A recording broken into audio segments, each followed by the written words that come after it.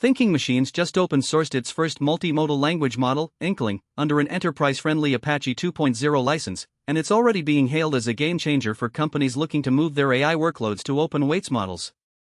This matters because it gives enterprises the ability to customize, control, and run their AI models on-premises or in virtual private clouds, which is a big deal for companies that want to avoid relying on third-party platforms. Inkling is also designed to be resistant to censorship, which could have significant implications for companies operating in countries with strict internet regulations.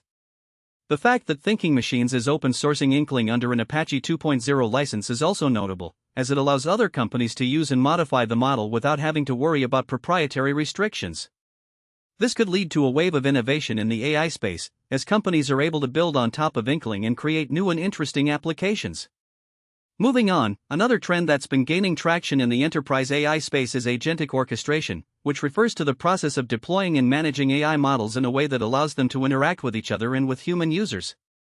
According to a recent survey, most enterprises are using model provider platforms like Anthropic's Claude to deploy their AI models, but the reality is that most of these models are still just chatbot wrappers, rather than full-fledged AI agents. This is because the technology is still in its early days, and companies are struggling to figure out how to deploy AI models in a way that's reliable, scalable, and cost-effective.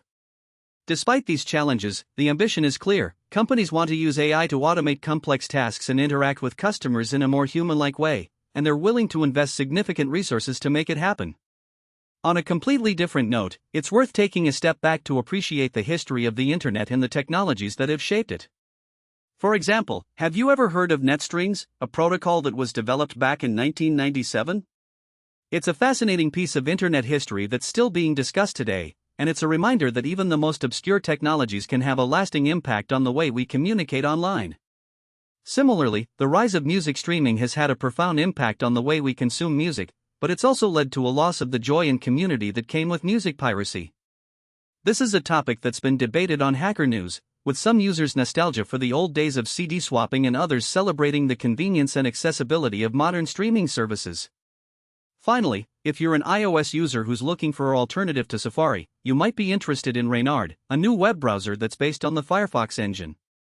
It's still in the early stages of development, but it's already gaining attention from users who are looking for a more private and secure browsing experience. And that's all for today. Tune in tomorrow when we'll be discussing the latest developments in the world of quantum computing, including a breakthrough that could change the game for startups working in this space.